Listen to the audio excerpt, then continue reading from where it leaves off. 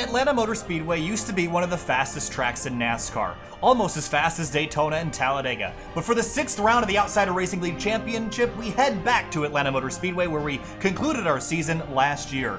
This track is no longer the fastest track on the circuit, or anywhere close. It's actually gotten quite slow over the years, Finian, as the surface has worn out. It's very slippery, it's very slick. Drivers will have a hard time keeping their tires going the right direction tonight, but the challenges continue as we continue our championship, Finian. We get towards the chase and the playoffs this season. This is a very challenging racetrack and a lot of opportunity for mistakes tonight. Yeah, definitely is an opportunity for a lot of mistakes tonight. Although I imagine the drivers that don't want to ensure they don't make a mistake is Alec Martinez and Jeff Wright. Both the drivers are in a pretty solid fight for the championship right now, with Jeff Wright only 9 points behind Alec Martinez.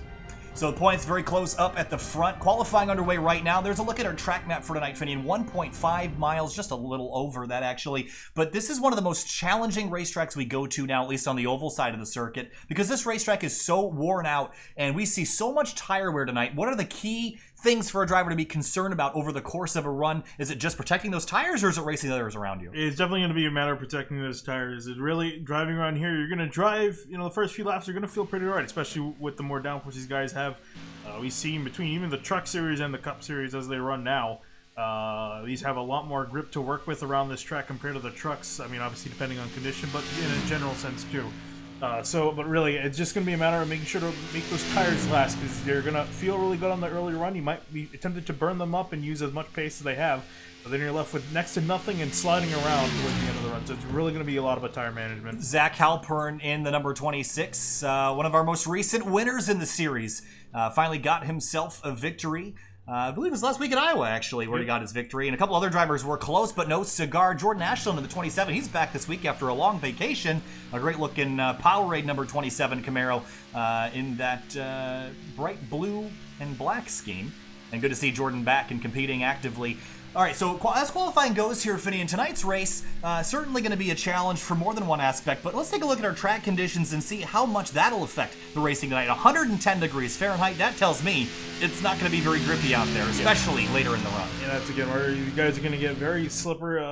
They're going to get very slippy, slidey over the course of the run and towards the end. So that's what they got to watch out for. You see Hinton on pit road, waiting to get on the track for the 13.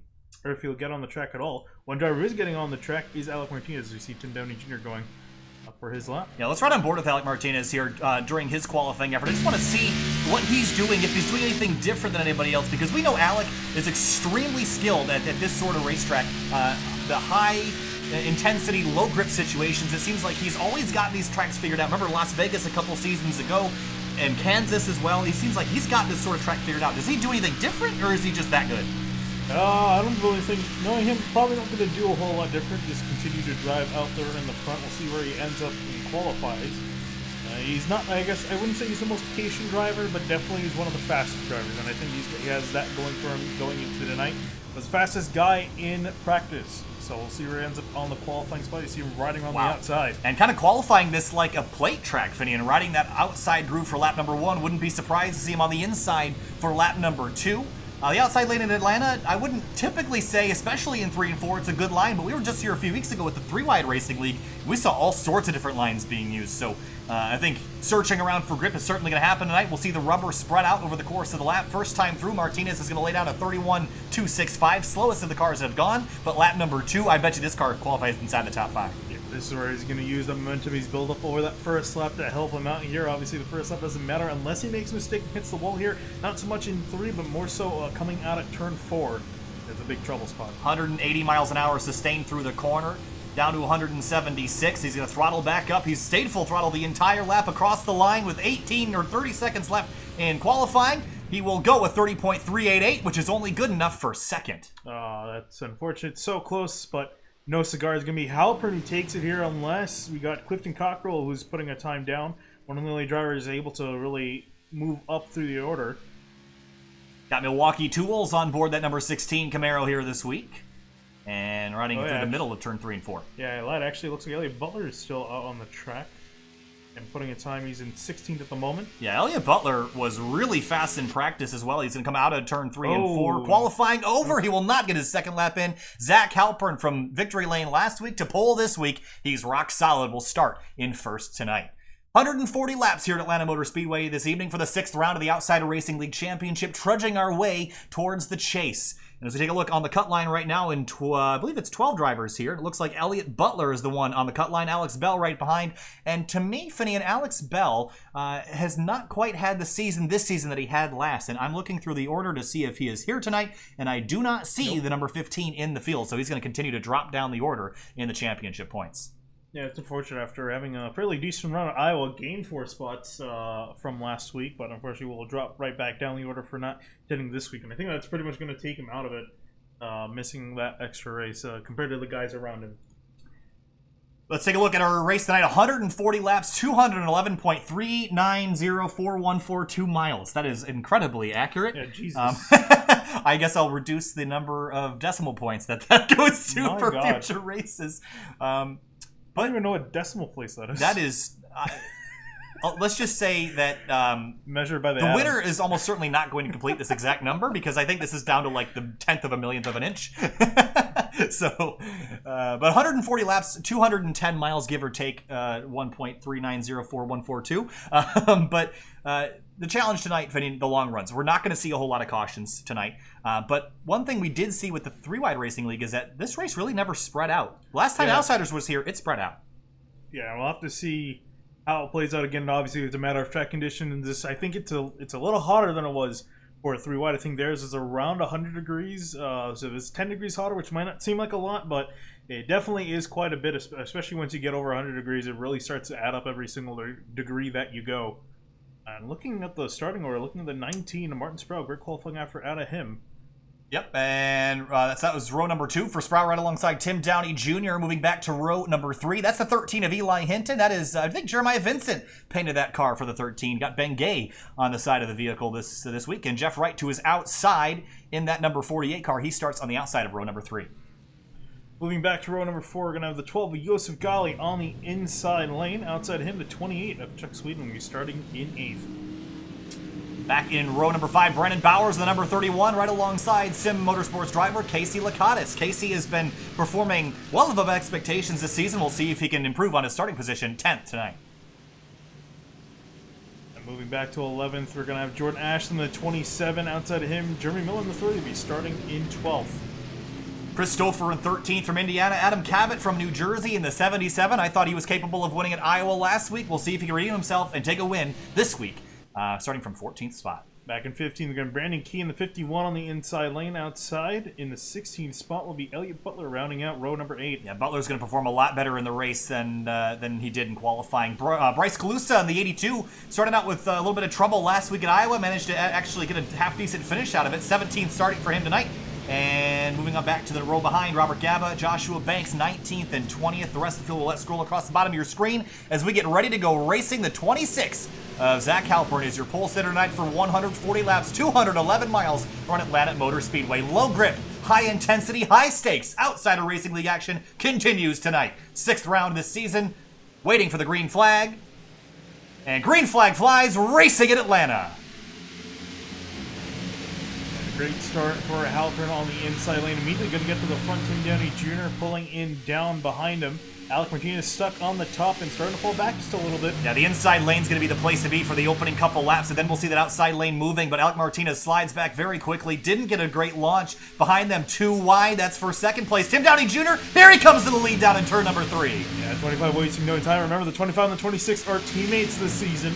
And working really well as of late. Whoa, everyone's sliding off the corner there. A little bit dicey out of turn 4, but Tim Downey Jr. will lead the first lap in the 25. Turn! The 26 gets turned in front of the field. A huge crash in turn 1. Everybody's in it. 5, 10 cars all involved, and it's a junkyard between turns 1 and 2. And it's the big one on lap number 2. And this exactly mirrors what happened here in the fall, Finney, and the last time we were here. That's a lot of race cars torn up there. The points leader is in it, Alec Martinez, with some damage to the left side of that car. But the 26 got turned in front of the field, and from there, everyone couldn't miss it. A disastrous start for a huge majority of the field. And if I'm not mistaken, it looked like the 26 went off the nose of the 18. And how unfortunate. After winning last week, starting in the front here, was looking really solid for another good finish in that 26 car, but He's gonna have a very damaged car already on lap 2. Yeah, this was a big mess. We're gonna go back and watch this and see how this originally started. I think you're right. This might have been off the bumper of the 18, but we caught it a little bit late there. We'll have to check up. The 50 gets turned in front of the field, and the 27 and the 30 just piled in there. But let's go back a little farther and see how this actually started. Let's look from up above here. So the 26 is getting maybe a push from the 18. And right here, the 18, oh yeah, just turned him. A little bit too aggressive, too early, and triggers about a 7 or 8 car incident. Yusuf Ghali's in it, the 75's in it, the 27 and Jordan Ashland in it. Casey caught us a lot of damage to his car. Right on board with the 27. His first race back in quite some time, and only completes a few laps before it all goes up in smoke. Yeah, I think he's not going to be too happy. Wow, look at the air he got. He looked fine, and then Stouffer ended up piling into this. But yeah, the bad thing about this too is that everyone got really bunched up here, so there was not many places for anyone to go. No, and you see again, the 26 gets turned, the 50 gets turned, and they both spin, and they just act like a big sweeper, sweeping everyone to the outside groove. And then watch this as the 27 car hits the safer barrier, climbs airborne on top of the safer barrier, and disastrous start for a bunch of cars. And actually, I want to take a ride on board with Elliott Butler, because currently he's running in 4th, and he, I think, had a great view of most of this, because remember, he started towards the back of the field. Yeah, he started all the way back. This is almost a blessing in disguise, because he definitely has the pace tonight, didn't have a great qualifying effort, but... Yeah, started in 16th, the 6 car did, and here's the big mess, and turns hard left to miss it. There's the 18 swinging left and right and back to the left. And it's just a junker. Look at the 51, or rather the 20... Oh, no, it is the 51 in this series. Brandon Key. Here's his view. 2 cars in behind. And he really couldn't see much of anything. Watch this. Wow, turns hard left, and then watch this right here. He's going to just turn right to the left and just miss the 18. But this is squarely on the shoulders of Alec Martinez here, Finian. Too aggressive, too early, pushing, not going to work out. Right there. It's one of the worst places to try to bump drive someone. I mean, I can see it on the back straightaway, not so much the front, because they're turning, and we've seen people get loose on the front straightaway here. So these cars are very much on edge still, regardless of the amount of downforce that they've gotten. So you definitely want to keep away, at least at the beginning of a run like that. Yeah, and as it stands, the 18 car is actually the best car off out of that entire group that crashed. He really spun out in front of it after he caused it. So, you know, that always seems to be how it works. The guy that causes the wreck ends up being the one with the least damage. I'm sure Halpern and a lot of guys involved with that are not going to be too happy with the way that played out. Yeah, I don't think they will be. Yeah, there's a lot of guys on pit road still getting damage fixed. Lakatos, Bowers, Miller, Halpern. It looks like Ghali and Ashland have called it a night. Yeah, this is not going to be good for the other Sim Motorsports car either. Casey Lakatos all torn up. Yeah, that car is definitely not going to last a whole lot longer. Clifton Cockrell looks like he managed to get away with just a little bit of right front damage. He should be fine. Brandon Bowers is likely done for the night, as is Jeremy Miller.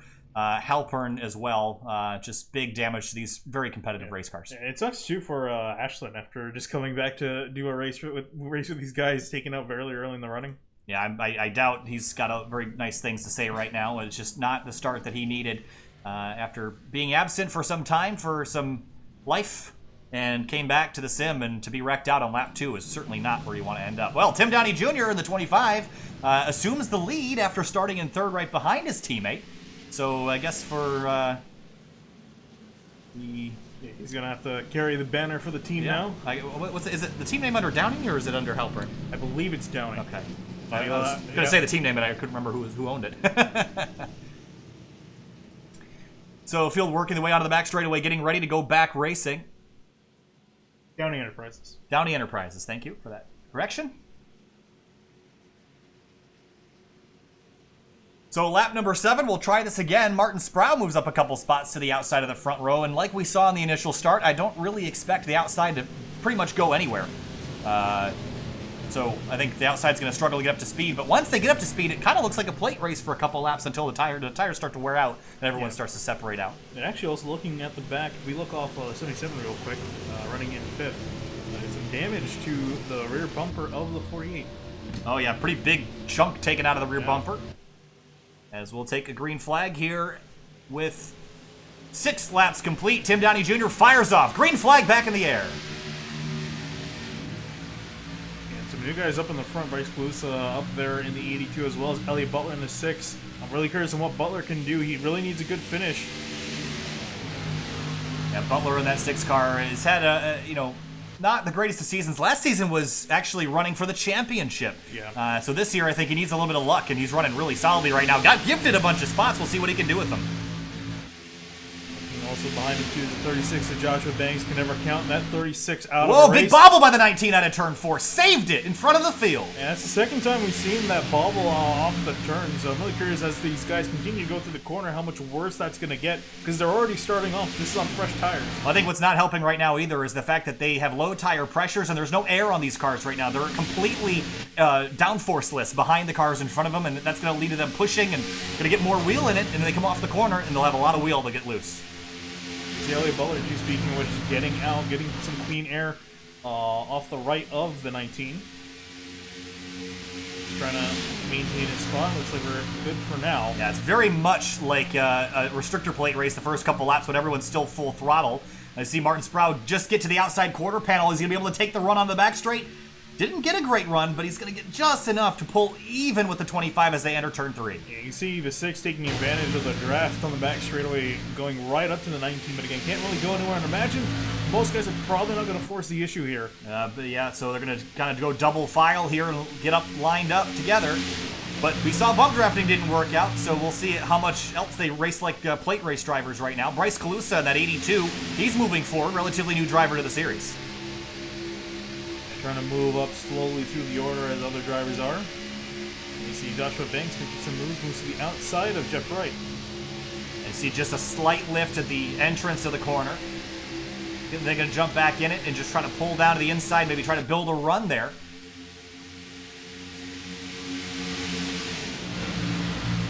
And now the 6 car of Elliott Butler tucks in right behind the second place car. And now it's the leader. That's Martin Sproul on the outside. These guys just been kind of riding up here in the front. No real big moves yet, although Adam Cabot's getting close into the picture here in that 77. We'll see if he tries to force the issue here, maybe make it 3 wide. Oh, the 6 or the... Ooh, oh, that was Tim Downey that disappeared there for a moment. But 11 laps complete and nose to nose at the line. There was actually no difference. They were dead even at the start-finish line. And now the 25 will pull ahead, but Sproul's going to roll that momentum on the outside groove, try to carry it. He does. A bobble for the 25 out of turn 2, and another drag race down the back straight. See these guys running right up to each other, bumper to bumper, but making no contact here. I imagine if it was me and I was getting bumped out by someone here, I would yell at them to get off my 6 car! bumper. Scrapes the wall out of turn 4. Hits it. And got some right from damage now. We'll see how far back he drops. Looks like it's not going to be too far. Yeah, it's going to be far enough, though. All that track position he gained, he's lost about half of it in one corner. A little bit of right front damage. Shouldn't affect the handling of the car a whole lot, but that'll put Martin Sproul out front. And Cabot and Downey drag racing for second place. So Jim Downey Jr. going to fall in behind the 19. That opens a lane up for Cabot on the inside here to charge. You see also Joshua Banks following him through. Adam Cabot, another driver that's driven up through the field after that first accident. Started 14th. He's up to 2nd. A big climb forward for him so far.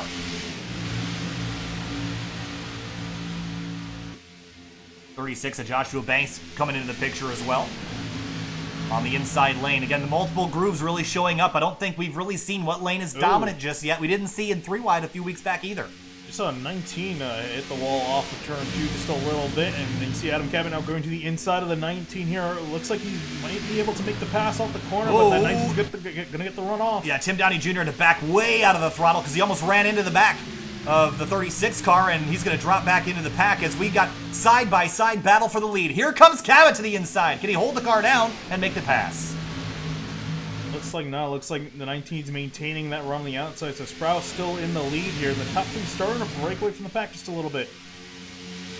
Door to door off into 3, and the race for the lead continues. So far this race, we have had... Never mind.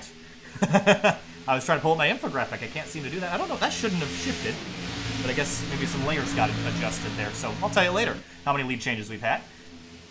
The 19 car trying to roll that middle to outside groove. He hasn't been on the bottom of the racetrack yet tonight. He's picked that outside and stayed there. Whoa! Way high out of turn 2. He hit the wall last time. He barely missed it this time. I'm surprised he's running as high as he is still. But here comes Joshua Banks to the inside of the 77. He's going to have an attempt at Sproul for the lead. Now it's a trio at the front. 3 Chevy Camaros leading the way, and another driver kind of peeking back into the mix up at the front is Zach Martinez.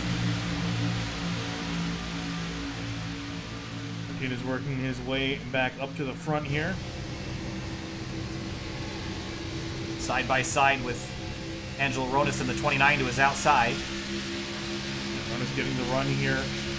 Ronas has been pretty patient so far in behind the 48. He's even had a look to the outside, but backs off the corner. He's running this very calmly. Look how tight the entire field is, though, Fanini. We're tucked up like it's a restrictor plate track, and we have not seen these cars spread out just yet. Yeah, it's kind of surprising because these other 3 wide guys, they spread out pretty quickly. I think it's just really a matter of setup that these guys are dealing with. I think this particular setup is leading to these guys being closer together. And being able to stay full throttle for a lot longer. Still a trio at the front of the field. Joshua Banks clears the 77 for second into crossover. 3 wide for the lead down in turn 3. Yeah, there goes Cabot, 3 wide for the lead this time by. Banks in the middle. Looks like he's going to have to back out of it. No, he's not. He's going to force it. And we're three wide here. Goodness. At the line, at the almost door, they're contact. going to door each other. That was so close there. Imagine if that was the finish. That would have been awesome there. Oh, my goodness. These guys are racing it like it's the finish here as Banks is just going to get clear of Adam Cabot on the inside, and he will. And almost clear the 19, but can't slide up by corner exit. You got a 2-for-1 deal, but can he seal the deal now as the 19 drives right back up around the outside, off into 3. We haven't seen the outside be quite as effective here, and Joshua Banks goes to the lead in the 36. He's going to just slide in front of the 19, and Sproul's going to have to let him in. And Banks is going to maintain the lead for now. You see Sproul looking, maybe does he try to make a pass on the 36? Cabot's going to make a pass on Sproul now. Great battle for the top spot. Less than a tenth of a second between Banks, Sproul, and Cabot. Look at them out of turn 2, side by side again. As these guys are fighting, Wright is reeling that second pack in. They're coming back up to the leaders.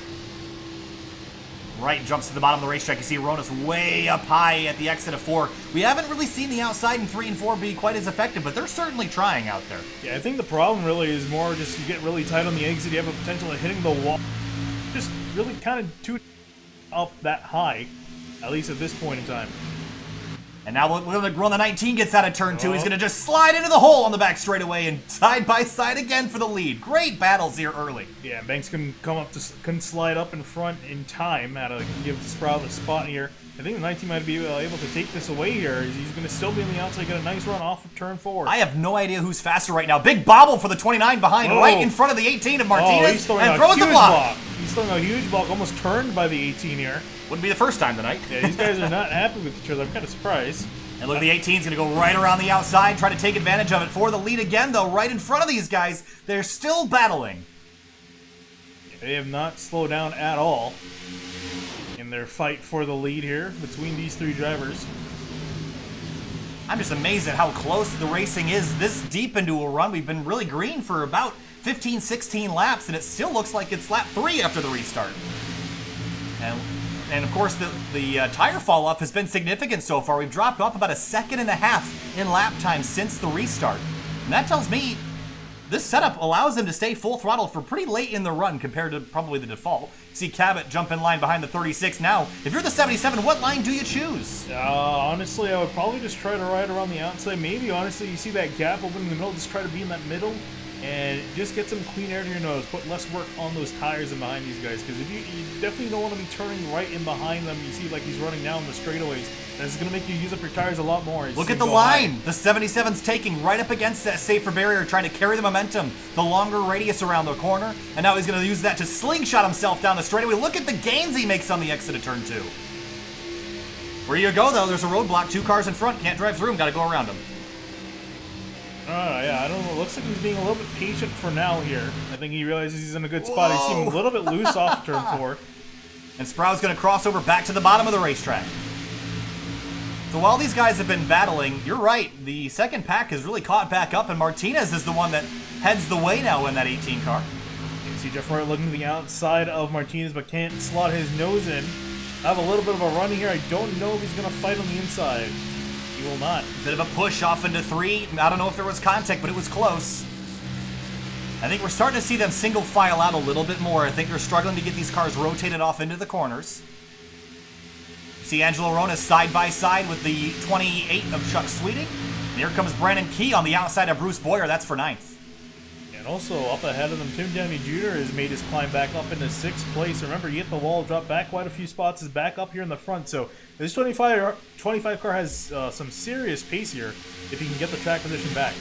Cabot drops to the inside for turn 3, fighting for 2nd place. Want to update you on the 26 of Zach Halpern, the pole sitter tonight. Well, you'd think that car was really off the pace, but honestly, it's only about a half second slow, which is a lot better than I would have assumed with how destroyed this car is after, of course, being involved in that lap 2 accident that took out 3 or 4 cars. All but 2 of the drivers involved in that accident are back running again. So Joshua Banks beginning to put a bit of a gap on these guys. 0.3 of a second is the difference. And everyone else, single file now with the exception of the 14 of Boyer. Boyer still trying to make a pass to the inside of Brandon Key here. That inside line getting, I think, worse and worse by the second to make a pass. I think that outside lane is definitely where you want to be now in this run. 27 laps complete of 140 tonight. 211 miles is the distance we have to cover this evening. And it started out with a big several car pileup down in turn number 1 off the bumper of Alec Martinez. It tore up about 5 or 6 race cars. But since then, we've been clean and green. Look at the 29 Aronis dropped way low on the racetrack to the inside of Jeff Wright. Yeah, Wright's also starting to fall off the pace here. Not sure what happened to his car, but he's starting to drop back a little bit. I've been surprised. He's running quite well in the standings. There's a big slide out of turn 4. We gotta go watch that. That was pretty cool. Here's a look. Watch his hands. It was not as dramatic as I thought it was going to be. Well, yeah, no, it's a good thing that he wasn't as dramatic because he easily could have lost the car there. You see, that's just a lot of experience there. Small inputs, small precise inputs to keep that car going straight. Hey, take a look at the track conditions again. 107 degrees Fahrenheit. That's very, very hot on this racetrack. And this track is already slippery. And of course, you make it hot enough to toast bread, and you got a lot of problems getting some rubber to stick to the racetrack. So Wright is beginning to struggle with that now, as we see the lap times continually dropping off, and so is Jeff Wright's pace. Yeah, he's slowly dripping back. You see Chuck Swedenwork to the outside of him. Now here comes the 14 of Bruce Boyer around the outside. And Wright not looking good. Has 2 wins to his name this season, although at the moment looks like he might not be able to get number 3 here. But, you know, he's still got 110 laps to try to turn this around for him. Yeah, I think my bigger concern... Wow, look at him all slide out of turn 4. My bigger concern is... you know, is he burning up the tires? Like, does he have the tire strategy figured out? You got to be easy on him here, and if you're not, you're going to have a long day. Yeah, I think that the problem, the bigger problem too, is he keeps running that inside. It's only going to make that worse. It's not going to help him out as far as tire wear. But up to the front, looks like Martinez is caught up to Martin Sproul in that 19 for 3rd place. Wow, look at how fast they're going off into turn 3. 180 plus miles an hour. Martinez started 2nd, dropped down the order, and now runs 4th after that dramatic first lap or second lap accident that he tripped off. Yeah, he's been the only one from that driver from that second back that's able to come up here and challenge this top 3 that's broken away even more so than before. Tim Downey Jr. is also looking like he might catch them at some point in the run. Ooh, look at the run. The 18 car got off the exit of turn 2, was right up against the wall, and Sproul's going to pull to the inside lane, and he might just give this up, and he will. He lifts off into 3. I think he realizes that it's a bit of a losing battle. He's going to try to slot in behind the 18 and just kind of follow him around for a little bit, maybe to catch back that 77 and 36. Well, regardless of his status as the driver that caused that wreck, Martinez has always been good at the racetracks when they're hot and slick. We mentioned Kansas last season, where he got his first win last season. That was at Kansas Speedway. The track temp was 130 plus degrees. Las Vegas, he performed quite well at it towards the end of last season. Atlanta here, he's just got something about his driving style suits these very slippery racetracks, and he climbs back towards the front. I think the 18's still the car to beat tonight. But if he wants to win this race, there's 2 cars he has to go get by, and they're Banks and Cabot, although Martinez, I think, is running quicker than both of them right now. Well, he's running quicker, but once he catches up to them and faces that dirty air, that's going to be really hard to get by. It really, no matter what it is, I think P1 is probably the hardest position to get on the track, and that's not due, obviously, to being the leader and the fastest car. Just for some reason, I think really just due to the aerodynamics of these cars, it's really hard to get past that leading car because they have clean air, and you're stuck in their dirty air. Yeah, so you see the 77 pop out of line. Look at him go almost below the white line trying to get some air on the nose of that car. The problem is, as you mentioned, Finney, in the rear of these cars in front, they put such a big hole in the air that if you're following, you can't get any air on your car to push you down, get that downforce into the corner. So Cabot has to pull out of line right against the bottom of the racetrack, get that clean air on the nose of the car, help him rotate. Yeah, I'm actually kind of surprised he's forcing the issue here. If I was him, I would just kind of sit him behind the 36 for a little while longer because that 18, he started to appear in this picture here, and he's one of the fastest cars on the track, as we were saying earlier. So Maybe they're going to just follow this 36, at least for now, until they get rid of the 18 as a... Oh, see right there, as the 36 slid up the racetrack, the 77 had a lift. There's probably 5 or 6 car lengths between them, but the arrow shadow goes back quite a little ways. So I like what Cabot's doing. He's finding himself his own piece of racetrack. But you see right there again, he struggled to get that car through the middle of the corner, and there's a 30 of Jeremy Miller, who I think is going 1 lap down. He's still in the lead lap, or was until just now. Back for third. It looks like Sparrow is still fighting that 18. We thought he was letting him on by, but he looks like he's continuing to fight for it on the inside at least. Oh, yeah. And Martinez has not completely shut them off. He might have driven really hard in the middle of that run to try to gain some ground and could have burned his stuff up. As we watch behind, Chuck Sweeting, Angelo Ronis trading spots for 6th. Actually, Martinez and Banks ran identical times down to the thousandth of a second. Both ran a 31.616. 37 laps into the 140-lap race here tonight. If it goes green all the way to the end, it'll be 54 minutes left. It's not a short race by any stretch of the imagination, so there's a lot of racing left. Green flag pit stop's almost certainly coming at some point. Oh no, the 30 car! Out of control down to the inside of the racetrack. Does he save it? I think he did. I think he did, but man, that was a scary moment right in front of the field. I just looked away for a second to look at my other monitor, and I just saw him sliding across the track. What on earth happened here? Oh, it just got tight, hit the fence, and then turned himself back into the wall. Wow! Oh, did the 26 get some damage? I think he did. He did, but I'm amazed that wasn't worse. It was the 28 car, rather. Let's see, did he suffer? Could have been a lot worse than that, I'll give you that. Ving got a little bit lucky maybe with some net code. Not sure if he had that left front damage from before or not. Still there. I think that was just gotten there, but it was certainly could have been a lot worse than it was. So he got away with murder there. Up at the front, though, Banks, he had a 3 or 4 tenths of a second lead. It's all gone now. Cabot's chased him down. You can see him down, but Cabot really can't do much from this position, especially with the set of tires he's got on. I think really he's going to have to wait till they get back on fresh tires, maybe some tire strategy. Playing that out to get back up in front of the 36. See the 5 of Chris Stouffer on the inside lane. Haven't really mentioned him tonight, but he was involved in that lap 2 accident. And as it stands, he's 1 lap down. Will continue to go more laps down. Brandon Key, there must be a mess somewhere on the racetrack, Finian. I see slow cars. Key and Cockrell both very off the pace, as well as Stouffer. Stouffer's coming to the pits. It's going to be green flag scheduled stops, and that is what it's going to be. Interesting. So taking a look at our, it makes sense. 40 laps into the run, I think drivers are going to think tires are certainly going to matter, maybe splitting this race up into 2 or 3 segments. Whoa, look at the 77 drifting out of turn 4.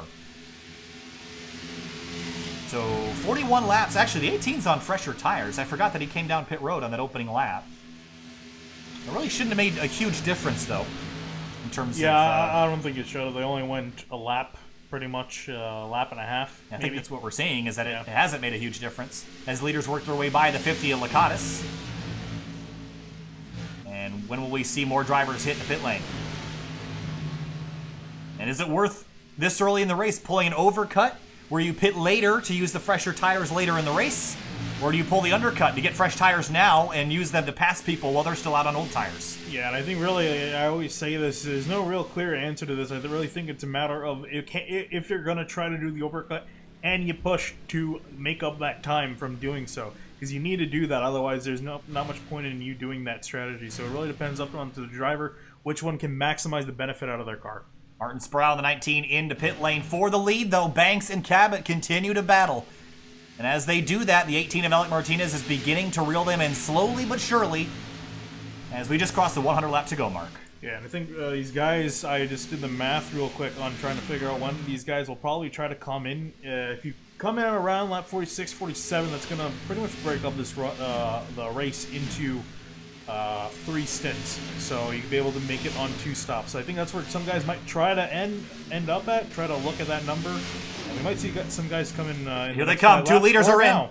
The 2 leaders are in. Big lockup for the 36. Did he get it down to speed?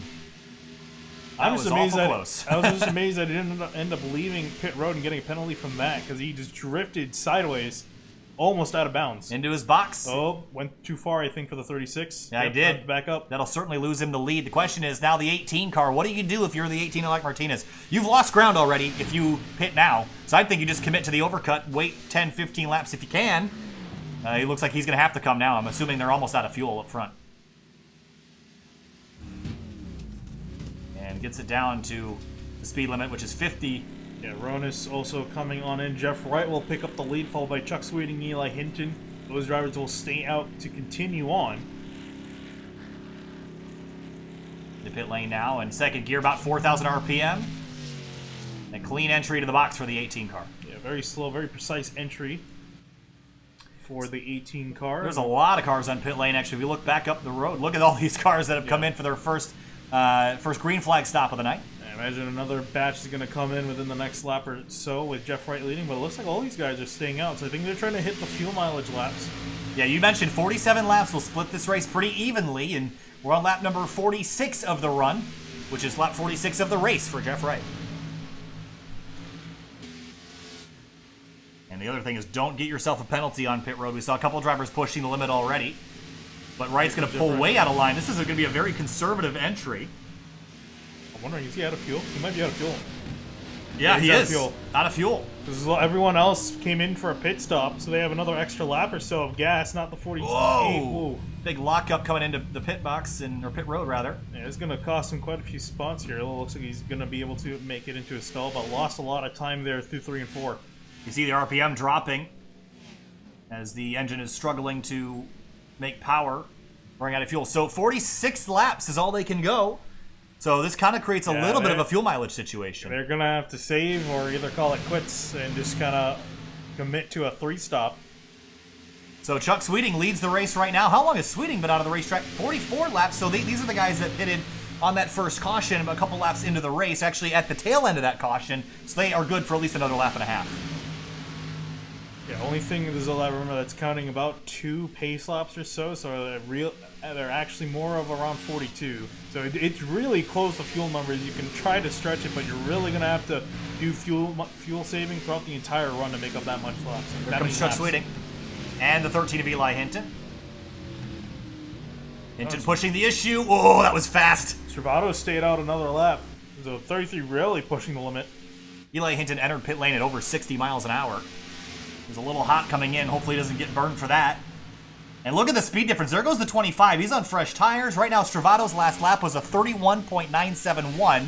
And the driver that will eventually take over the lead, Adam Cabot, ran a 30.304. So over a second and a half a lap is the difference between fresh and old tires as the 33 comes on down. He made it. Solid jumper. Whoa, boy, a little bit slidey on entry there, but he's able to slow it down any time. So actually, Martin Sproul is the one that's going to take over the lead with a big undercut. He's already been out. Oh, yes. He's been out for 2 laps longer than the driver, Cabot, who's in behind. I think, I think he's going, what I was saying is I think he's just planning on ditching, going for two stops. I think he's just committing to 3 and just going to maximize the benefit out of that. Well, we're going to be probably green flag for the majority of this race, if not the entire rest of the race. So planning out a strategy around a green flag sequence doesn't really surprise me, and I think it's a good idea. Yeah, it's very important. Especially it's important for you to know that information going to the race. I mean, obviously you can try to crunch the numbers while you're going around, but that's a lot of work to be doing, trying to drive a race car and doing math.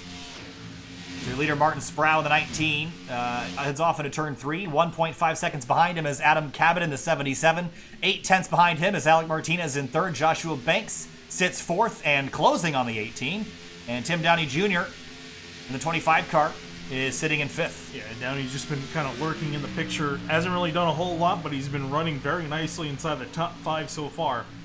Interesting to see if he can try to catch up to these guys, because he's not that far out of the picture. They see entire top 5 in frame. Yeah, and he's running quicker laps than the drivers in front of him, or at least quicker than Martin Sproul in the lead. So I think this 25 will at least stand a chance of closing up the gap. Meanwhile, Elliott Butler, Clifton Cockrell, these guys are side by side. This is a fight for 10th spot, and Butler takes it away.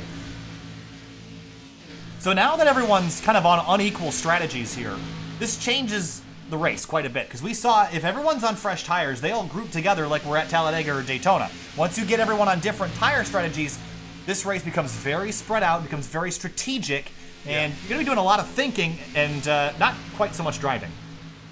It really is. It honestly is like playing a game of chess with the tire strategy when it comes down to it. Really more so with this newer package, I think, than with the low downforce. I feel like the tire strategy become a lot more important. So Jeff Wright with that late race pit stop, the later in the run pit stop, dropped all the way down to 15th position. But he's going to have the freshest tires of almost anybody on track, and he should be able to pass some of these cars relatively easily. Right now, it's the 75 at Gaba. He just got by for 14th. Having some internet issues there, but it's going to be out of the way. There's As the right looks to the inside of Eli Hinton. Yeah, Eli Hinton with a new livery on board this week. Jeremiah Vincent responsible for that scheme. For the lead, though, Adam Cabot has caught Martin Sproul. Yeah, this is no surprise here. I think Martin Sproul knows this is going to be a losing battle for the next few spots that are coming up to him. They've all got significantly fresher tires than him. But remember, he's not battling these guys. He's on his own. He's running his own race. Yeah, so I wouldn't be surprised to see him just let the 77 go. And he might fight him here just for a moment, just to do it, to not lose any time. But I don't really think he's going to put up a huge issue with the 77. I think if anything, he's going to try to slow the 77 down to benefit him overall. But yeah, he's not going to put up a fight where it's going to put him in a bad spot. Yeah, again, two very different strategies tonight. And that means that Martin Sproul and Adam Cabot aren't really directly racing each other right now. This is kind of like the Taurus versus the Hare situation. You know, the Hare might be faster. Yeah. The three-stop strategy might be faster, but you got to stop more. And the two-stop strategy is gonna be a lot slower, but you got to stop less. Yeah, I think Sproul is banking on the fact that these guys are going to not be able to save enough, and they're going to have to do some extreme fuel saving. Yeah, well, losing a lot of time, or have to make another stop, and he's going to benefit from that. We saw the exact same scenario with the Three-Wide Racing League race here a few weeks ago, and it ended up turning out that the three-stop race, I think it was a three-stop strategy that, or was it the other way around? I can't remember which strategy was the one that prevailed, but I know this exact same scenario happened. And I'm fairly certain it was the two-stopper that worked, because the drivers that pitted the third time didn't have enough time to run down the leaders. Yeah, so I think he's banking on the fact that they're going to run out of gas, so they're not even going to be able to make the two-stop work. I think that's really the only thing he can be going for, because he's definitely, obviously, like we were saying, just doing the math on that, there's no way he's going to have enough time or to make up for that extra pit stop with the fresher tires. So we'll have to keep an eye on that as they run. But here's Angelo Ronis in a pack. Yeah, this 51 is and for the 14. sixth place. A contest right now, a three-car battle as they work their way off into turn number 3. Brandon Key, this is a great run for the 51 car. Yeah, nice to see him doing really well. He's got quite a few guys around him, though. Try to work around, and you see Ronis, he's going to try to make a three-wide. He's going to have a look in the grass, clips it through the tri-oval. Almost clips it again.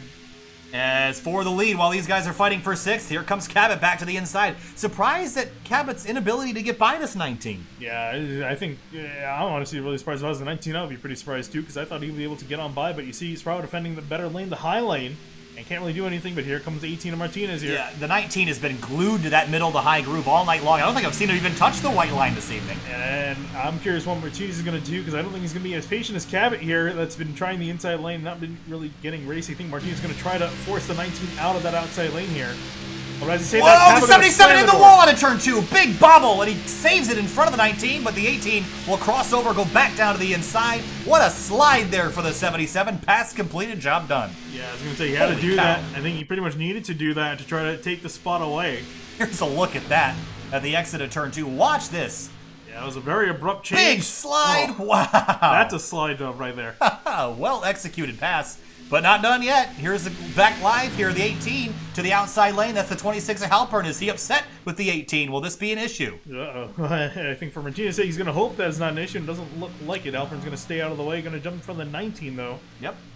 So that's not good for Sproul. This puts him on the back foot now that the leaders have gone past him. Well, we saw a lot of self-policing in the Fuel Cup Series last Tuesday night. Oh, yeah. So I wouldn't be surprised seeing here the 18 boy. shoving the 77 down the front straight. Taking a look to the inside, now back to the outside.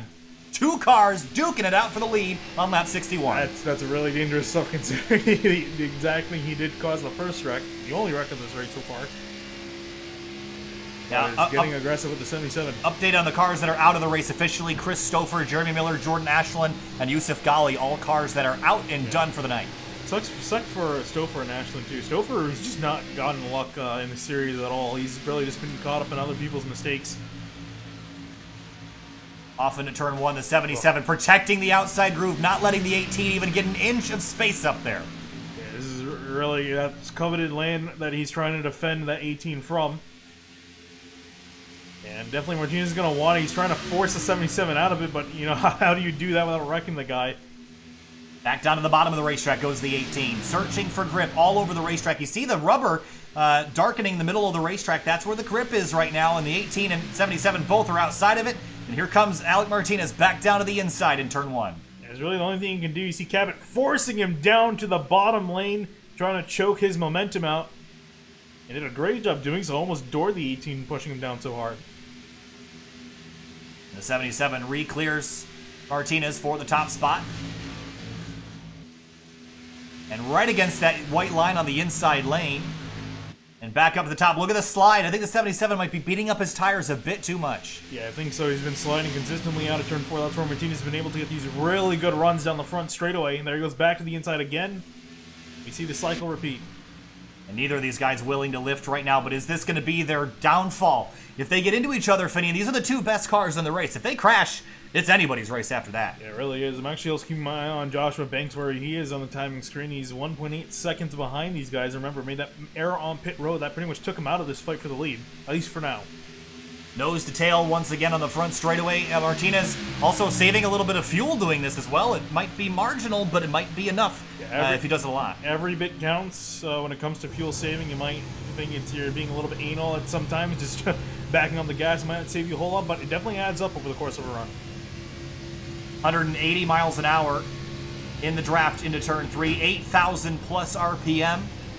Down to the bottom of the racetrack, right against that white line. That's where the 77's been comfortable. A bobble out of turn 4. And here comes 18. He's side by side with the 77 also. He might have a decent run here into turn 1. Not quite, it seems. If I recall correctly, the 77 does not have a victory yet this year. Yeah, I don't think he has. It's honestly been surprisingly so. Yeah, he won a couple races last season, if I recall correctly. And for him not to be in victory lane at this point in the season is a little bit of a danger as we get closer and closer to the chase. Last victory was at Vegas back in June. Yeah, so it's been a little while. Towards the end of our last season. But Alec Martinez has been to victory lane. Big slide for the 77 out of 4. All the way down to the inside lane. Comes back up in front of the 18. Back in a second. Afterward, our sponsors. And Cabot still hangs on. The 18 car to the inside lane. Drag race down the back straight once again. This has been a very fun battle to watch these guys just continually go at it. Sure, Martinez is probably getting a little bit frustrated here, and you see Cabot cut down to the inside. It's opening up a lane to the outside, but he slides up just in time. Great battle for the top spot here, though. It always seems, this is the same group of cars we had battling at Vegas. Remember what happened there was Alec Martinez got a pit road penalty, and that's what took him out of the chance for the win. But these two will resume their battle from June here in Atlanta. Cabot's been forcing the 18 down. One of those times he's not going to go down all the way, and there's going to be some trouble.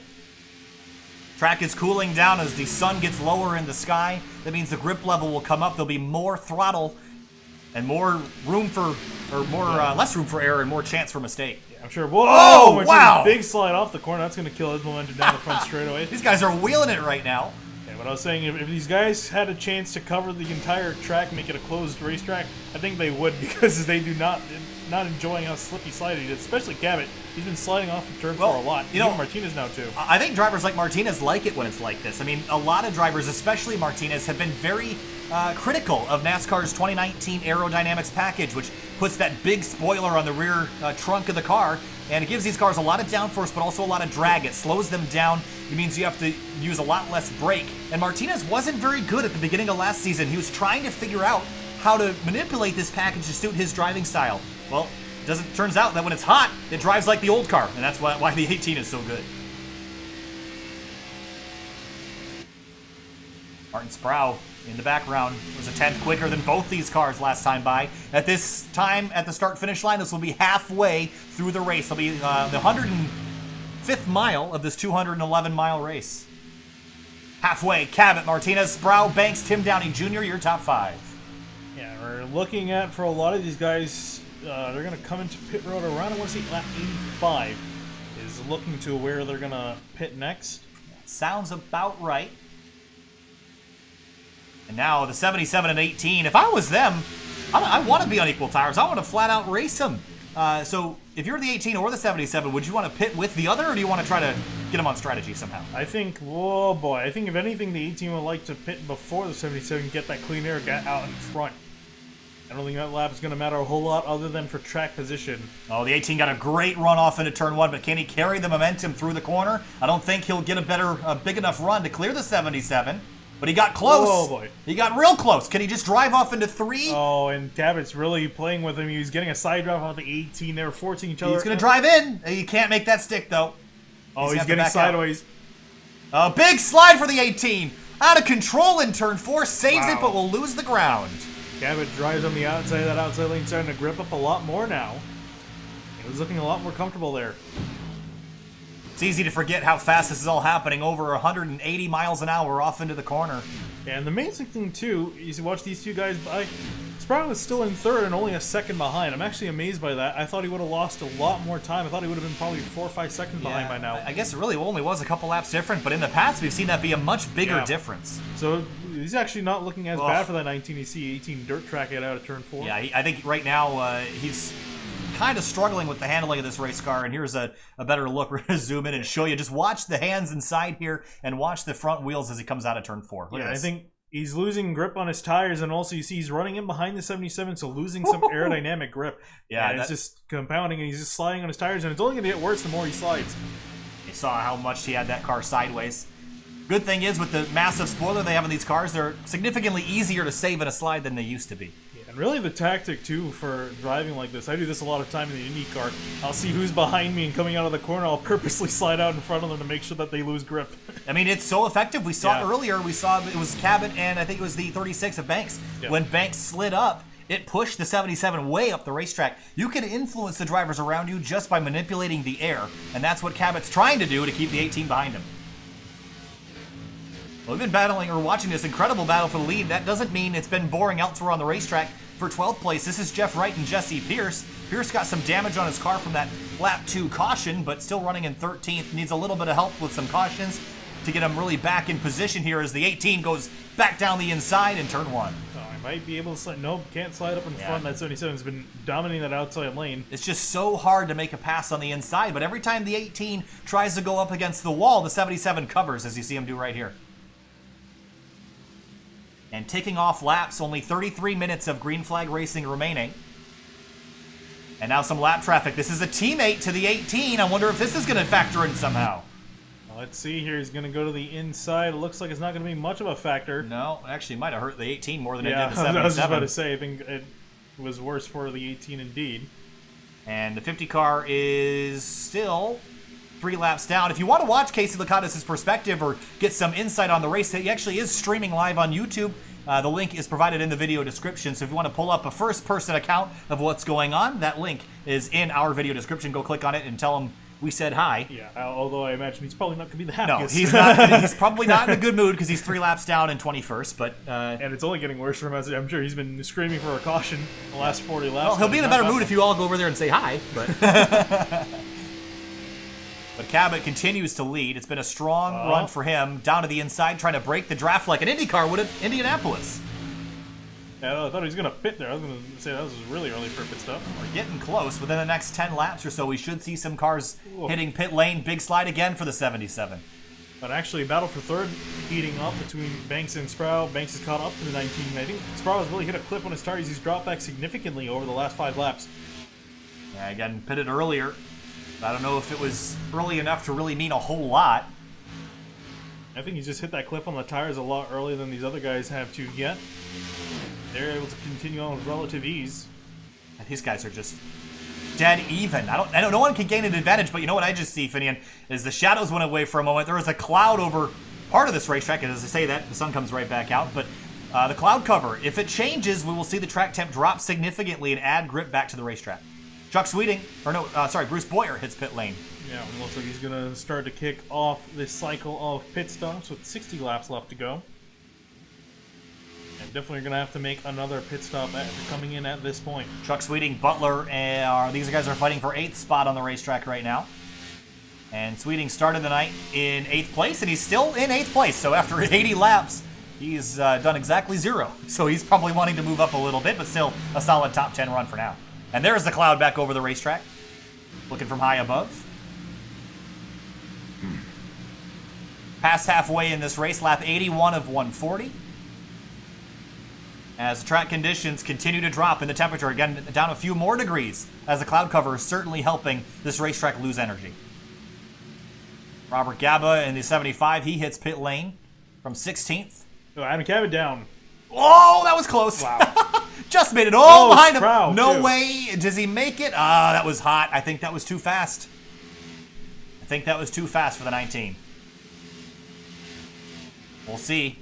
If he sped onto pit lane, pit speed around here is 50 miles an hour. You get 5 miles an hour of leeway. But way right through his box as well. And this is going to be a disastrous pit sequence for the 19. Oh, and it's getting worse. Yeah, And no, this is all over. I will say this thing is really irritating. Yeah, it happens. I don't know what really necessarily causes it. But yeah, unfortunately, Sproul's going to lose pretty much everything he would have gained from his strategy that he was pursuing. Yep. You see, he's going to almost a lap down here to Alec Martinez, who's hit pit lane. So definitely going to see the leaders going for 3 stops as Sproul is out and underway. Yeah, it doesn't look like he got a speeding penalty, but he penalized himself enough. So Alec Martinez is on pit lane, and this will mean Adam Cabot will most certainly have the lead. Yeah. But I guess the 18 is going to have those 1 lap fresher tires. We haven't really seen 1 lap be a huge difference. No, though. I think really the big thing is just going to be track position as Joshua Banks comes in to make his pit stop. So he comes on in, and will stop in his box nice and clean. So where does the 18 car cycle out? On the back straightaway, here comes Adam Cabot, and actually, the 18 car beat the 77 back out onto the racetrack. And the difference was all in the pit stop. Half a second on pit lane translates. Here comes Cabot. He's got a huge head of steam. Going to go to the outside, and he's actually going to take it back on the track with the run he's got. Tim Downey Jr. almost missed pit lane, but Cabot and Martinez. Cabot was able to get around Martinez, but for how long? I think he might be able to keep it here. He's got it out in front. Martinez still struggling to get back up to speed here, and as long as he can defend the outside, hard left as Angelo Rodas takes the middle of the road. And Cabot, I don't know if he had to lift, but that got real close there for a second. Here's let's see how Cabot can defend off that 18 now. Curious about the lap times as well. What will they run once they're back fully up to speed? So Martinez is still it was a 30.199 or 119, and Adam Cabot was a 29.991, which was Adam Cabot's best lap of the race. But here comes the 18 right up to the rear bumper. It's going to be tough to try to pick a lane to defend. Go to the outside, he's going to lose, and here comes Martinez. He's going to be able to run around the inside here. Does he have enough momentum to clear the 77? On fresh tires, the inside lane might be even better. It definitely is better, but it's... Oh, they make no! door. The 18 spins! Out of control on the straightaway. Does he save it? He does, but all that track position gone in an instant. And from second place, the 18 car spins out of control. Manages to regain control, but back down in 7th. I'm curious on who initiated that. Let's go back and take a look. Or the 18. Probably put this on both of them here, but we'll take a look from up above. I guess my opinion would probably be on the 18 in that instance. Yeah, Cabot left him enough room, didn't change his lane. At least it didn't seem like it from that angle. Yeah, he definitely moved over to the right. It was a very costly mistake, but good news is he's going to stay on the lead lap and in contention, but he's probably going to need a caution now to get him back in winning shape here. Yeah, it'd send him sliding. He's going to be down on his tires. Whatever little advantage he had from that 1 lap, it's pretty much gone. And he's, more importantly, 3 seconds behind. Yeah, so important to note that they are not currently in the lead, but they will eventually cycle out to be there. As Eli Hinton's staying out, and you know what Eli Hinton would love to see right now is a caution flag. Yeah, I'm sure these guys love to see a caution. I'm just kind of looking at who's remaining. So yeah, it's Hinton, Sweeting, Wright, and Chandler that are still yet to actually say that. Wright and Chandler pit. So it's now just Hinton and Sweeting running out there. 40 laps on their tires. They can go on 1 more stop. It's really close in the numbers for them, and now here comes Hinton in. So that's definitely not going to be enough. Sweeting will continue on another lap. And down to 55 miles an hour, which is the absolute limit that you can go. You go anything over that, you got yourself a penalty. Jeff Wright in the 48 car is on and off pit lane. 50 laps to go. Next time around, Chuck Sweeting currently in the lead, but it will be Adam Cabot that will take over. And Martinez is going to cycle out to be 2.5 seconds behind the 77. I guess that's not an insurmountable gap. No, it isn't, but definitely going to be a pretty big difference because you have to think he's got to drive a lot out of that car. he's not going to have to conserve. He's going to be pushing this run. So when he gets to Cabot, he's not going to really have much of anything to work with. Pretty much so much what we saw in the last run. Yeah, there's a difference right there between the leaders. And third place is, well, it will be the 25, I believe, right there. Yeah. So the field really spread out right now. If we look down from high above, cars littered all over this racetrack. And after 90 laps, we've only had one caution so far tonight. 22 lead changes at Atlanta. That's got to be pretty close to a record for this place for us. And still might see some more here. Oh, we're certainly going to see some more. It's just a matter of how they happen and what point in the race they happen. Wow, he's down to 2 seconds. Yeah, he's flying right now. He's found another gear. Again, though, I think he's really going to be facing some problems when he catches back up to Cabot. I think the next best thing is really Alec Martinez is looking, when's he going to come in for his final pit stop. Yeah, Tim Downey Jr. again in the 25. His teammate collected in an early collision. The Downey Enterprises cars got their first victory last week in Iowa, the first victory as a team with those that pair of Toyotas. And this week started off quite well with the 26 landing the pole. Ended up crashed on the opening of lap number 2 after contact from the 18 of Alec Martinez. Wadded up about half a dozen other cars. But Tim Downey Jr., the lone Downey Enterprises car, still left in the race. Or at least running competitively in the race, sitting in 4th. And he's had a phenomenal run this season. Has not finished lower than 19th. And I mean, his other finishes too are 5th, 7th, and 12th. So he's had a really consistent run. A lot better than last season. Yeah. I don't know what changed for him, but he's a different driver. You know, the funny thing, you mentioned that because he was the first couple races that he entered last season. They entered a couple races into the season. They were really good. Both drivers were. And then after the first couple races, things went downhill very quickly, and they didn't have good runs for the remainder of the season. Up front, though, as much as we kept talking about how Alec Martinez hurt himself, well, he's 1.1 back and continuing to close that difference. And that Grid Life sponsored Toyota Camry is currently much faster than the leader.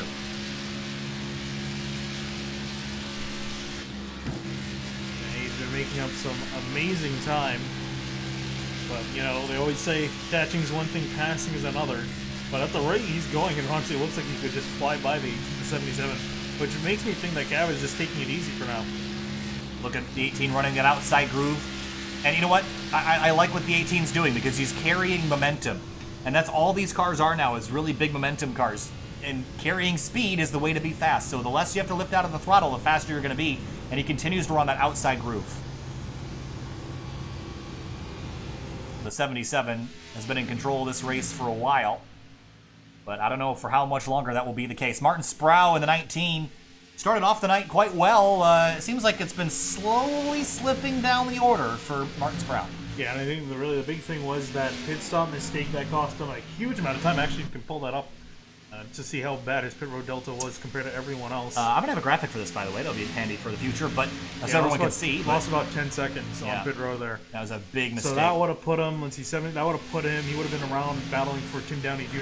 for 4th. Yeah, and that's where he was before he came into the box and had that issue. There's Jeff Wright behind. Chuck Sweeting and Jeff Wright. This is a fight for position for 11th on the racetrack. We've been green for quite some time. Ever since the lap 7 restart, we've been green for 90 laps.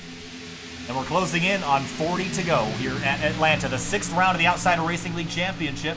Robert Gaba and Martin Sproul up the road, and they're going to bring in a couple more cars into this fight right here. Yeah, Sweeting with significantly better tires. Remember, was the last guy on the track to come down to pit road. He's going to have a huge advantage. You see Sproul hit the wall just a little bit. Whoa! The 48 up the middle, thread the needle. Here comes Wright. Wright is waiting for no driver, and Sproul realized that, thankfully, otherwise that could have been a big wreck. Yeah, two different strategies represented there as you see those two cars blow right on by.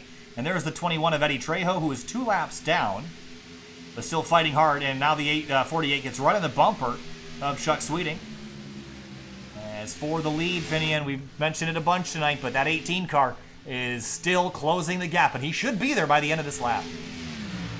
But, again, we've seen lap times fall off as soon as he gets back to the aero wash of the 77. And I think that's really where the problem's going to lie. He's definitely been better in lap times, Martinez, but again, once he catches up to the 77, so again, I'm still thinking that he's been, Adam Cabot's been backing off just a little bit. And I think now he's going to make the 18 suffer here, as now Martinez pretty much can do nothing except be in his dirty area. Look how much the 77 sacrificed on exit there, though, right against that white line. losing all the speed on exit. Here comes the 18 back to the inside. This time we'll leave a little bit more room. And Alec Martinez tastes the lead again for a moment. Can he clear the 77? He does. I wonder if that damage on the 77 is more significant than we thought. Yeah, it really is. I didn't realize how bad it was. Yeah, that's a huge amount of damage to his left front. I guess that's why he was slower, not because of his own volition, but I think just can't really do much anything, yeah. Yeah, I mean, the 18 car got it off pretty much scot-free. Almost no damage at all visible on that 18 car. And there actually is no damage on the 18 car, but for Cabot, that left front is well torn up and enough to slow the car down. That's the second time that's happened. Yeah, well. So Cabot will continue to run. Yeah, nothing much he can do except be a passenger, I guess. Well, still, a top 5 would be a great race for him, considering he started back in 14th spot. But I don't think he'd be thrilled with that. This was a race-winning car, and I don't think he'd be satisfied with anything less than that. All right, 40 laps to go, make it 39. Whoa. Wow, look at the 77 wheeling it out of turn 4. It's been fun to watch him race this tonight. And where do we go next week? We are going to Auto Club. Auto Clubs, ooh, that'll be a fun one. Even more of the same of this. Low grip, but high downforce often leads to some very interesting races. Remember the last time Outsiders went to Fontana? It was a wild one there for sure. Actually, I don't even know if Outsiders ever did go to Fontana. I think it was still VRL at that point. Might have been, yes. Sprout and Banks for 12th. Martin Sprout going the wrong direction right now. And Joshua Banks as well. He has not been competitive ever since the first half of the race. Not exactly sure what happened. Yeah, did he have a penalty? I have had a penalty. On pit road? Something. Oh, yes. Is it 28? Oh, yeah. Yeah. Pit lane penalty for the 36. Pit road's been his Achilles heel. On both pit stops he's had to make so far, he's made some error. And you know who's been having a really good day that we've not talked about that much is Bruce Boyer in this 14. Yeah, he's actually catching or staying with the 25. Yeah, he started 22nd tonight, got gifted a couple spots with that opening, the second lap crash, but since then has not only held on to that spot, but improved it, and now is hunting down for a podium on the back of the late July sponsored 25 Toyota of Tim Downey Jr. And it hasn't been the best this season for Boyer. He's finished 6th as his highest finish. Every other finish has been outside the top 10. And here he is looking for another solid one here tonight. He's battling for 3rd with Downey Jr. Yeah, again, that 14 car is just such a solid run. I think he'd love to finish out the race as is. A driver that's been having a surprisingly quiet day, Eli Hinton in the 13. Whoa! Big bobble out of turn 4 for the 6 of Elliott Butler, who he's fighting. But for Eli Hinton, he came in here at the end of last season, because this was the finale last season. And all he really needed to do was get through the race without drama. In fact, both of them were fighting for the championship. Yeah, these two were fighting for the championship, and Elliott Butler was not having a great race at the end of last season, but Eli Hinton crashed on lap 2 last season, and it was a fight to the end for the championship for the 13 and the 6. And now on par is Elliott Butler. Big slide out of turn 4, but he'll hang on to it. Comes Brandon Key in the 51. Another good run for another driver is Brandon Key. Solid top 10 run so far. He also had a really good night on Tuesday in the Fuel Mission 22 Cup Series. This guy's been picking up his performances. I don't know what switch he flipped, but it's the right one. He's going forward. Harrison Chandler on the 91. Speaking of another driver having a reasonably good night. Sitting in 11th right now. Got the Autism Speak sponsorship on that machine this evening. First time we've actually looked at this car tonight. He's been one of those drivers having a fairly quiet night in around the midfield. He's fighting with Robert Gowell. He's got Martin Sprout and Joshua Banks in behind, and that's going to get really spicy. Oh, Adam Cabot down on pit road. And is this a plan? Pit stop it's got to be. And that will take him to the end of the race. You know what? Good plan. I think he's going to have to try something to beat the 18 because definitely he's lost the pace advantage. Going to try to beat him on strategy, so the 77 off and away for his final stop of the race. Yeah, so he kind of bailed on the strategy he did have, and there goes Tim Downey Jr., so he is now a lap down. All that he needs now is for this race to go green to the end, for the strategy to maybe work out. I'm curious if Martinez is going to stay out or if he's going to come in. Looks like Martinez is going to stay out. And we'll see what the plan is and if he'll respond. Again, he will need to come back down pit lane before the end of the night. In fact, almost everybody will, won't they? Yeah, no, everyone's going to have to. There's no way that anyone can continue. Unless you do some really good fuel saving. Right now, 2 Toyotas at the top of the field, a Chevrolet, a Ford, and another Chevrolet rounding out your top 5. And a couple other pit stops happening now. Brandon Key down on pit lane. You can barely see the white on that car anymore. It is filthy. I don't know if it was necessarily a pure white when it started, but it certainly isn't now. A lot of rubber on the hood, but going back to Robert Gaba here, trying to hold off Joshua Banks, who's been trying to make his climb back through the order again.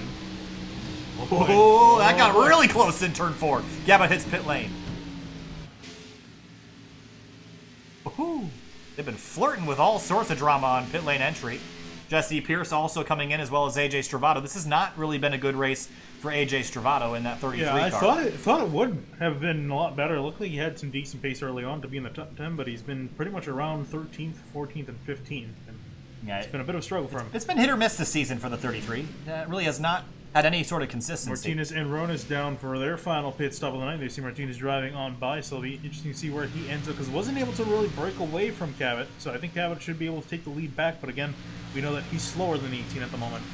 And how much did the 77 fix that damage at all? I doubt it. No, I doubt so too. I think that's kind of suicide at this point to try to do that. The question is, you know, if he didn't fix the damage, and if it's hurting him, it's, you know, however you pit's not going to make a difference. He'll end up losing this race regardless. But if you fix the damage, you're way behind, and I don't know if you'll have an advantage anyway. But there is Alec Martinez on the inside lane, passed for what will eventually be the lead. Cabot drives right around. And no surprises here, but the question is it enough of a gap for the 18 to be held back there for the rest of the 30 laps of this race? It's a pretty big gap. Yeah, I mean, yes, but remember, considering the pace that Martinez had earlier in the run, I think this should be pretty easy for Martinez to make back up. He's got quite a bit of time to do so. Yeah, about 14 minutes left in this race if we go green to the end. 4 seconds between Cabot, who will cycle to be the leader, and Alec Martinez in the 18. Yeah, I think for Cabot, it's just going to be a matter of going as fast as humanly possible. Eli Hinton assumes the lead, and again, praying and hoping for that caution flag to fly to potentially get him some track position to play with. Yeah, I feel like, honestly, there has been, in a lot of these races that have gone almost green to the end, is usually that random caution that comes out of nowhere almost. I almost feel, I have a sneaking suspicion that we're closer to getting that. I don't know why, I just have a feeling. We'll see if that trend turns out to be correct. I do want you to do that, by the way. Take race results and compile stats. I don't know how you're going to do that, but you're going to learn how to use Excel, I guess. But Eli Hinton, again, last season was a dominant, not only good, he was dominant last season. Didn't win a bunch of races, but certainly was in contention every single week. This season have not seen the speed out of this car. He switched back to another team, driving a Mustang instead of a Camry, and since then, just hasn't quite found the magic that he had last season. Jeff Wright, though, in the 48 car, sits third right now. I wouldn't say he's found the magic he had last season, but he does have a pair of victories, 6 races in, so not too bad. He doesn't have a lot to worry about, really. I mean, obviously he's chasing Alec Martinez in the points, but pretty much locked in at this point as long as he just shows up to the next few rounds and finishes decently. So I think that's what that 48 is looking at. Martin Sproul cycled back to 4th for the moment. This is really where he should be running, but will the strategy allow him to finish where he should? Speaking of strategy, it looks like Kevin, that gap's expanded to 5 seconds. Wow. Is he driving away from Martinez? He is. He is. I don't know how that's happened. I think Martinez might have had a slip-up or something. That gap was at 3.5 when they got up to speed. So maybe a big mistake for the 18 car, but it wasn't last lap. His lap time was actually quicker than the 77s. So we'll see. We'll monitor this difference between the two, but there's no reason why the 18 shouldn't be eating up this difference right now. 4.8 seconds. Car looks fine. It's not as fast as it was before. Eli Hinton hits pit lane from the lead. And closing in on 20 laps to go, where the ticker changes over from telling you how many we've done to how many we got left. Yeah, I'm sure for the 77 Adam Cap, this race couldn't end fast enough. Oh boy! Dear God. All the lap traffic in his way. This is certainly going to hurt. I think a lot of that traffic is faster than him. This is going to be really Which awkward. I guess that's actually a good thing, that a lot of that traffic is faster than him, because he doesn't have to pass them. Yeah, at least for now. He lost about a half a second in that exchange. And it's still dirty air that he has to negotiate. There's a 50 of Casey Lakatos. Wasn't probably willing to give him a whole lot of room, considering his teammate's the one trying to chase the 77 down. And again, this car Adam Cabot in the Lawn Tech Camaro will cycle out to be your leader when all is said and done. Gap down to 3.3 seconds. 1 second gain for Martinez last lap. Just shows you how much the 77 lost. Up in front. Look at the 6 car. Oh, whoa. Big dive on the 6 up in front. 3 wide. We might get that caution you were warning us about. 3 wide. Here they go. Bumping, slamming, sliding out of turn 4. They save it and will continue. Oh, I'm not upset that they didn't crash. I was upset that I was almost right there. It almost worked out. Stravado now to the inside. A great battle. This is all fighting for around 13th place.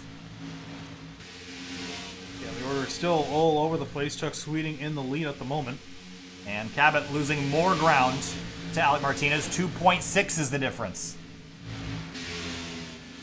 2.5 now, but now Martinez has some lap traffic to deal with, and one of them is the driver that he turned at the opening. Oh no! Oh, that slowed him up a lot. Yeah, this is gonna hurt big time. He's still not clear yet. I think Alpern kind of, I guess, showing his displeasure. Yeah, and you know what? Fair game. I mean, he didn't wreck him. He boxed him in behind his teammate. Yeah, and how much did that hurt the 18? Honestly, 2.7 didn't really hurt him as bad as we thought. Still didn't help him. No, it certainly didn't.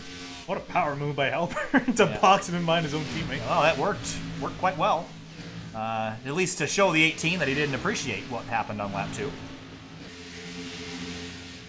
And like I said, I'm just expecting all these races to devolve into madness after Fuel's race on Tuesday. That was a wild, entertaining one for sure. I think it is, because again, Martinez is tracking like he's going to catch up to Cabot, but I imagine Cabot's not going to let him on by easily. Oh, no. And again, we've seen several times tonight that the 18 car can get there, you just can't make the pass. But I don't think he's going to be willing to sit in behind it and try different things with 10 laps to go. He's going to be pushing the 77 car out of the way, whether the 77 wants him to or not. 18 laps to go. Martin Sproul down in pit lane, so only the top 3 remain yet to come down to pit road. 2 seconds. Tire difference is only 4 laps.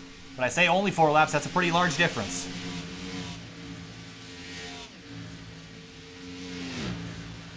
And again, too, Martinez's tires are only getting worse as this run goes on, so... Elsewhere, Joshua Banks in the 36 and Jesse Pierce for 13th spot. And Joshua Banks, again, with that penalty, just threw away a day that could have been good. And you know how Joshua Banks always has bad luck? Well, sometimes the luck is kind of self-inflicted. Yeah, this is definitely one of those times where it was self-inflicted, unfortunately, because he had a top 3 car, potentially winning car, but his mistakes on pit road have really, really cost him. Yeah, still a big improvement on his starting position tonight. I feel like everyone started bad tonight. Who started up front? Yeah. Every driver I've looked at, they've started like 15th or worse. Definitely Halper, one of them who's still putting around there in the 20th. Props to him for doing that. Yeah, I mean... well, missed pit lane, needed to come down, and that'll definitely be a penalty. But he still does have a couple positions to work for. That's the 50 of Casey Lakatos. That's a lap behind him. That he will now be racing for the top 20 spot. That's how easy things can go wrong. Gap between... And a drive through the box as well. Gap between Cabot and Martinez down to 1.2 seconds and closing. He's catching him. He's pretty much there almost.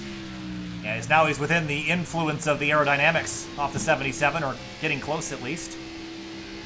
And up the road, Jeff Wright. This is all for position, by the way. Yeah. Jeff Wright, it's totally different strategy, but this is for position. Jeff Wright does not have to move over, and he probably will not. We'll see. He might, just because he knows that this is kind of pointless, and battling the 77. We'll see what he does here. He's going to hold his line on the outside. So Jeff Wright pitted 9 laps ago. He's good to the end on fuel. Good. I just don't know why he's so far off the pace. Did he... let's see his pit stop. Did he pit the tires? No. Maybe... Hold on, I'm confused. Oh, that's not right at all. Nope. Maybe... I don't think he did pit. I think something happened that messed up our showing data. a stint of 10 laps. I don't think that's wrong. It showed the fact that he was only down on pit road for 0.1 seconds. Yeah, maybe he maybe blew through the box or didn't stop or something happened. But either way, I don't know. I really don't know what his situation is. I would think that he didn't pit because he shouldn't have been. He should have been in front of Cabot. Right. Sorry, in front of Sweeting. Either way, it's not going to pan out for the 48 as 77 drives right on by. Alec Martinez still trying to close on the 77, has some traffic to deal with before he gets there. You know, he's got a wall of cars to deal with here. He's helping Cabot out, but I think it's only delaying the inevitable at this point. 12 laps to go this time by, although Chuck Sweeting is about a half a lap up the road, so it's still 13 to go. And I'm thinking Martinez is in the catbird seat here, but I just don't know if he can get by. He's definitely quicker. I think we've established that. I just don't think he can pass very easily. Yeah, I think that's really going to be what's to be seen here. We saw him get by pretty easily earlier in that last run, but we've been on this run for quite a while, and his tires start to wear off that good on them. So now you're starting to really slide around a little bit, especially when you're in behind someone. Trying to draft off the 19 just a little bit. Yeah, that's what really Cabot can do. He's going to go to that outside, try to defend it with his life. And carrying as much momentum as he can because Alec Martinez is right behind him. 0.3 of a second, coming back to what will be 11 laps to go. But Chuck Sweeting's still out front. He's eventually got a pit, hoping for a yellow, but I don't think we're going to get one at this point in the race. 18 stalling up just a little bit behind the 77. And here they go down into turn one. Martinez gaining just a little bit. And there he goes. Martinez, big dive to the inside. Cabot just riding the outside. Yeah, that's all he can do. I think the 18 knows that this is going to take several laps to get this pass done. And he's going to have to start now if he wants to be able to complete it. We've seen how challenging it is. Can the 18 overcome this? Yeah, remember last time they were like this, Cabot gave the 18 a run for his money, and it looks like he's doing so now. Yeah, the 18 has been one of the biggest proponents of complaining about the dirty air every single week. Yeah, I imagine he's complaining over the radio with that. I mean, to the annoyance of some other members. But, you know, it's a pretty valid annoyance. Oh, here he comes, though. Big run off the corner. Yeah, I just don't know if it's going to be enough. He'll get to turn 3, be on the inside, and lose it on exit again. He's got to do something different. But a drive in deep, he might... No, not quite. He's going to have to go to the outside finish. I don't think he can complete this pass. He's tried this 30 times before. I just don't see this working. He's still side by side. He's kind of clear. They're side by side at the line. And best bet's to clear him on entry. See Cabot running him down there. And the leader, who Chuck Sweeting in the 28, was leading the race. He pulls off. He's actually off the racetrack now, unfortunately. But Adam Cabot and Martinez cycled to the lead with 8 laps to go. They're side by side. The 18 has won races this year. The 77 has not. Look at how about 77 Adam Cabot, too, for making that call to come down on pit road. It was a great call for strategy-wise because he otherwise would have not been able to keep up with the 18. Put the 18 on the back foot with this strategy call here, and Cabot now has a much better shot at winning this race. Track position. Oh! The 18 off the fence in turn 2. He was right behind the 77, couldn't get the aerodynamic downforce on the nose, and packed the wall. I don't think it hurt him, but it certainly is going to make him recalculate that decision next time. Definitely going to hurt him. He's actually there's a bit of right front damage to that car. It's dented in just a little bit, so that car's not going to be driving like it was 2 laps ago. I can tell you that. Yeah, we'll see. Yeah, it is actually pretty significant damage. So how much will that hurt the 18? Will it be enough? But he's right back to the bumper of the 77. Turns way down the racetrack, diamonding the corner on the exit. Build a run in the back straight, but can he pass the 77? I don't know. We saw this many times before. Cabot's going to race him down there to that white line. And the 77 just going to drive right back around the outside. The frustration building in the veins of the 18. He's been trying to make this pass all night long. He's been there for probably 120 of the 134 laps. Here comes some faster lap traffic, though. This is going to be interesting how this plays out. The 82 of Bryce Calusa, the 21 of Eddie Trejo. And I think the 77 is just hoping that he gets on by him. Oh, man. The 18s might get a shove down the back straight from the 21. Yeah, and there you go. Because Cabot was hoping Calusa can get by before 18 took advantage of that. They're back again, single file.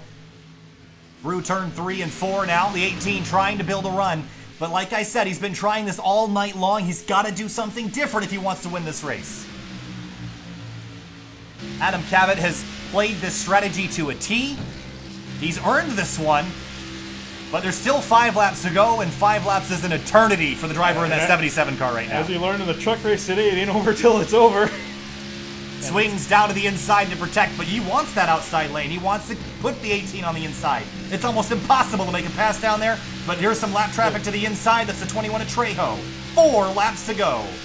And that lap track looks like it's pretty much past them for now. You see Martinez trying to get a draft off the 21 of Eddie Trejo. Build a run. That's all he's got to do is focus on building the runs, carrying the energy.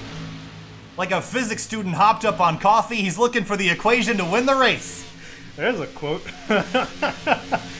Yeah, Martinez still running in right behind the 77. Whoa, You see him bit of a push into turn 3. Right on the bumper. Side by side through 3 and 4. Can Martinez build enough momentum? Slide out of turn 4 for the 18. He's been getting really sideways on that inside line. It's been very hard to carry speed there later in the run, but that's all he can really do for now as he comes to 3 laps to go. I'm spitting all over my monitor. I'm so excited. The 18 car trying to jump to the outside lane. I think that's where he needs to go, but he lost some ground here at the exit of 2. Is this 18 car going to get Crash! Oh, Sprout! The 19 car spun on the back straightaway. Do we stay green? I don't think so. He's out on the apron. Unless he spins it back on the track, I think, and he can get it up to speed here. No caution. We stay green. Oh, 2 laps to go. That would have changed everything. Yeah, that really would have. 2 laps to go here. Once they make it back to the white flag, they're racing regardless of what happens. Nose to tail, Cabot and Martinez. The 77's been in control of this race. He does not have a victory this year. It would put him on the path to making it into the Outsider Racing League chase. He goes defensive down the back straight. Martinez has a win. He's trying to build up more as they head towards the playoffs, but down to the inside, battle for the lead. The duel for the ages here at Atlanta. What's going to happen here? Here they come, white flags in the air. They're racing it out. 1.5 miles to the end of the Outsider Racing League Round 6 in 2019. Martinez trying to outsmart the leader, but the dirty air keeping him back. What does he do to try to win this race? He's going to have to, I think, get physical. I don't think he can win this cleanly here as he's running in behind the 77. Looks like he's going to try to get a draft on the back straightaway. Will he use the bumper? Will he send it off into turn 3? 2 more corners. Martinez right on the bumper. Down to the inside. Drives off in. Can he make it stick? Side by side. Final corner. Drag race to the finish line. Here they come. Sliding into the wall. Adam Cabot will win at Atlanta. And he slides across the finish line. How about that? Holy cow.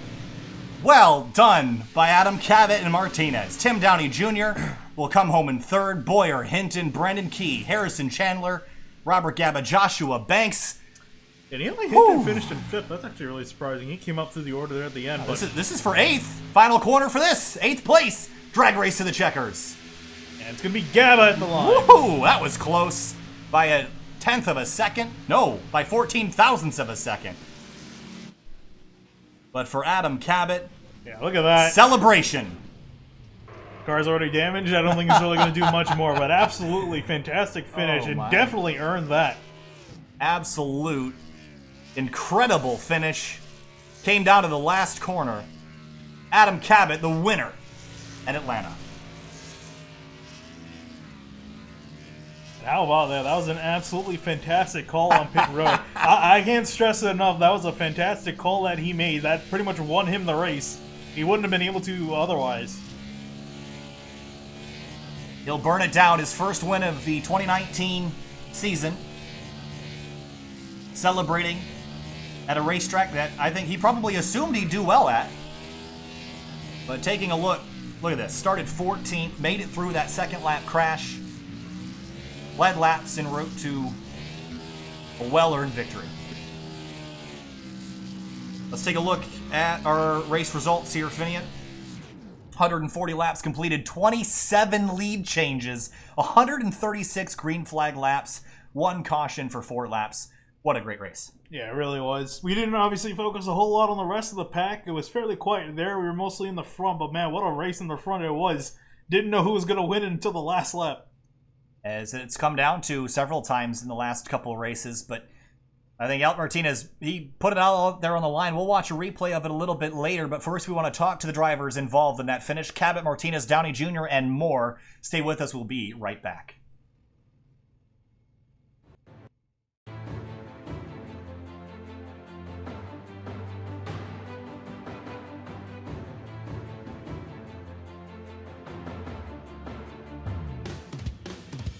To get the best result, it's all about ambition, hard work, and doing the right things right. In 1982, 2 Dutch brothers invented an automatic way to time RC races. The system of the company, called AMBIT, was quickly adopted by pro racing series like NASCAR and IndyCar. Automated timing for mass participation sport events was also invented in the Netherlands by Champion Chip in the early 90s, giving athletes a personal chip time of their performance. In 2008, the two companies joined forces and MyLap's sports timing was born. We never stop innovating with state-of-the-art timing systems and digital services to enhance the event experience. With our X2 platform, we bring motorsports timing to a whole new level with two-way communication. Our event app and photo video create the ultimate event experience for athletes and fans with live data and personal content like photos and videos. SpeedHive provides a pro-level racing experience for amateur and club events by analyzing personal data. We capture performances of over 20 million racers and athletes every year and use live data to spark emotions.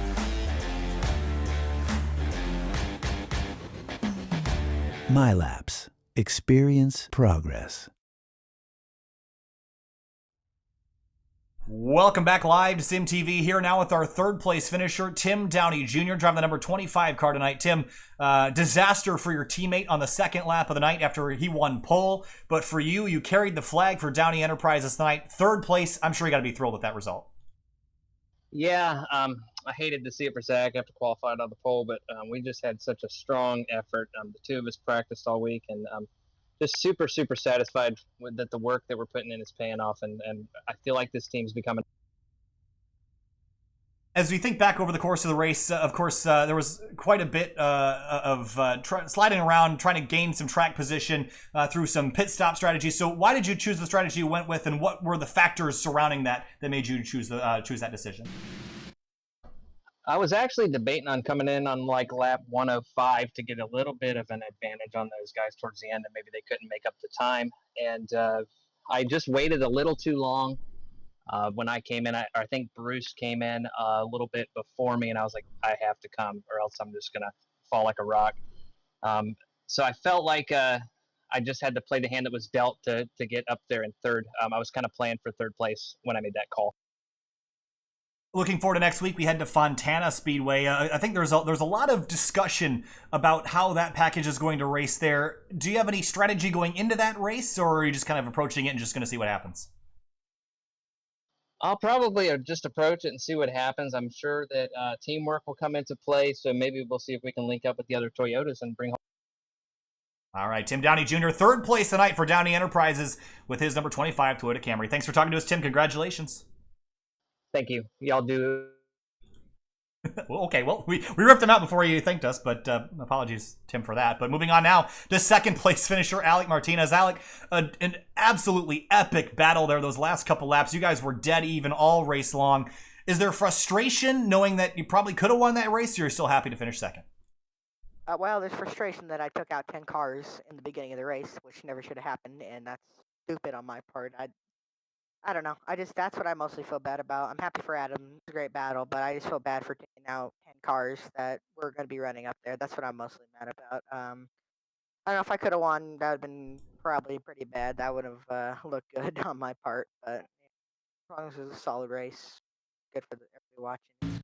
So when you think back to those last couple laps, Alec, I know there was a lot of discussion, this season in general about this new package. How much do you think it hindered your ability to make a pass in the 77 in the last couple laps? I don't know. It's dirty air. I could have passed him, but I mean, if I could have passed him by bumping him out of the way, and that's the only way I mean, I really could have passed him. I didn't want to freaking dump him because that's not how I want to race, and that's not how I want to show myself for racing. And I don't want to just dump somebody for the win. That's not how my driving style is. I want to race them hard, and I want to race them clean. I don't want to wreck them or anything. So I mean, I could have slide dropped him, but put him in the wall, and I don't want to do that. So I mean, I don't know if I maybe would have entered the pits maybe a little bit faster. I think I would have been fine there, and maybe had a better pit stop. I think that would have been the best thing. But I don't know. I think dirty air helped a little bit, but it's either way. racing, and I'm glad Adam got it. And yeah, I just really feel bad for taking out 10 cars. That's not how I want to do it, and that's not how I want the season to go. By doing that, I feel bad, and I'm sorry, and I apologize to every one of those guys that got taken out. If they're watching the broadcast or watching it later, that's not how I want to do it, and I'm sorry to Zach for turning him. That's my fault. Should have lifted. So All that's all I right. pretty much got to say. Well, like Martinez, sorry for the accident early in the race, but still a solid second place result after an epic battle for the lead out. Congratulations. I know you're disappointed in the early race contact, but still a great, well thought out race. Congrats on a P2. Yep, thank you.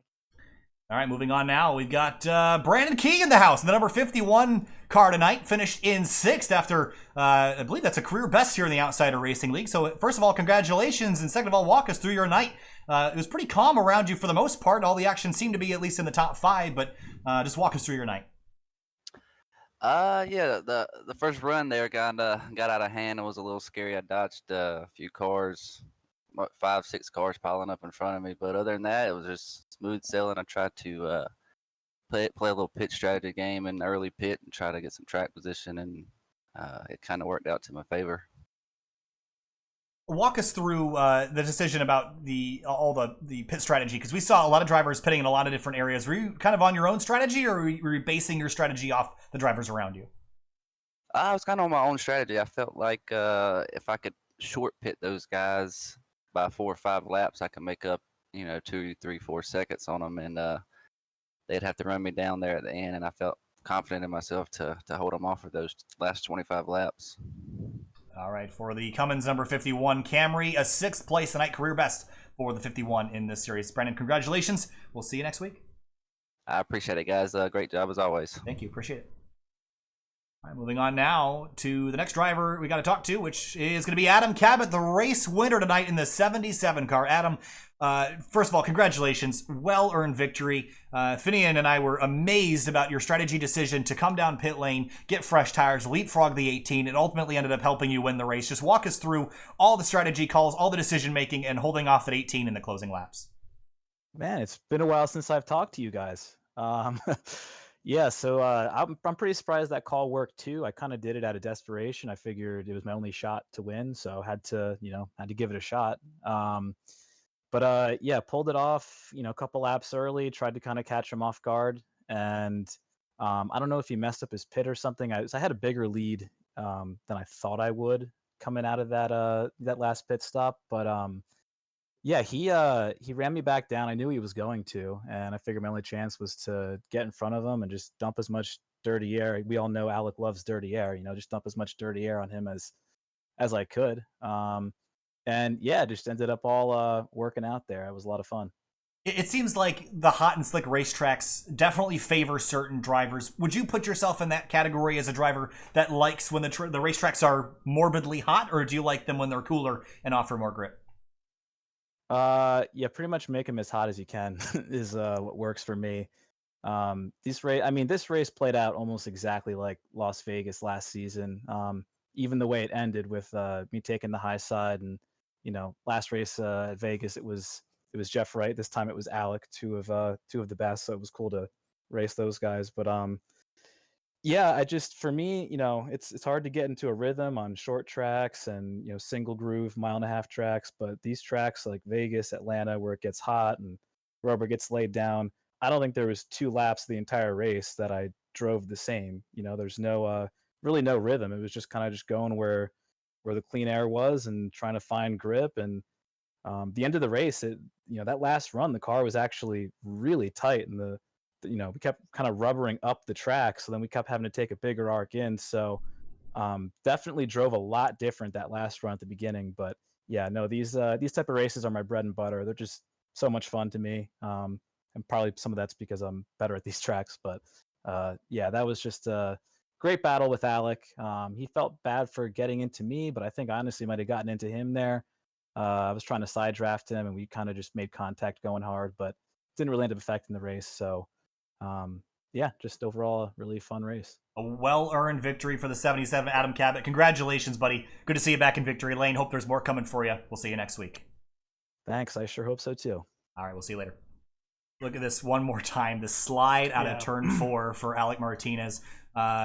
I don't care. I don't care what he says. I know he's disappointed in that lap 2 accident because it was silly. But after that, I mean, the 18 still ran a good race, and we don't want to take away from that. But Adam Cabot driving across the line, shaking the wheel, slipping and sliding. What a great result for the 77. Here's another look at your race results and your race review, Finian.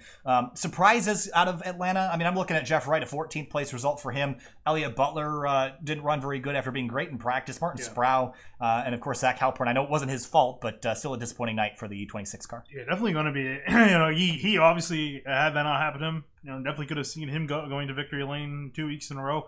Had a really fast car. Unfortunately, never got to see if he could actually pull it off, but definitely had a car going for. And I hope he can continue that momentum because that team in general, as Tim Denny Jr. got a solid 3rd place finish, so they definitely have some momentum going for them. Hopefully, they can carry on to the next few weeks. Yeah, and again, looking at the race review here, 27 lead changes. I know that was probably helped out by some green flag pit stops, but still, that's a lot of lead changes for Atlanta. So great job. 1 caution for 4 laps. I know it was kind of a big one, but still great racing, great clean racing for the most part, all around by everybody. And again, congratulations, Brennan Key and Harrison Chandler. Some top 10s for drivers we don't typically see up inside the top 10. So hopefully they got some stuff pointed in the right direction. Robert Gaba also with a top 10. In the 75, Joshua Banks, another driver that actually rebounded quite nicely from a penalty, finished 9th. I was going to say, it could have been a lot worse for him. It also could have been a hell of a lot better had he not had those 2 mishaps on pit road. All right, that's going to do it for us tonight. You'll see us next on Tuesday night, Elite Modified Tour on www.speed51.com/Elite Modified Tour for the start of a new esports season on the Speed 51 Motorsports Network. Then Thursday night, the Fuel IndyCar Series returns. This time it'll be at Michigan Speedway. And then Saturday night, Outsider Racing League will return from Auto Club Speedway. Or no, I'm sorry. Yes, that's right. Oh, no. I'm sorry. Fuel is not at Michigan. They're at Auto Club. Elite is at Michigan, and they are next week. So I think that'll do it for us. Oh, wait, they had Elite tomorrow. No, we don't. We have Elite off. I'm confused. Try to have a week off. 3 wides off. 3 wides off. Elite's off. Yeah. Mods on Tuesday.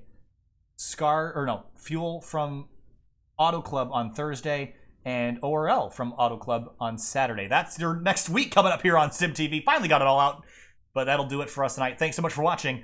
Have a good night.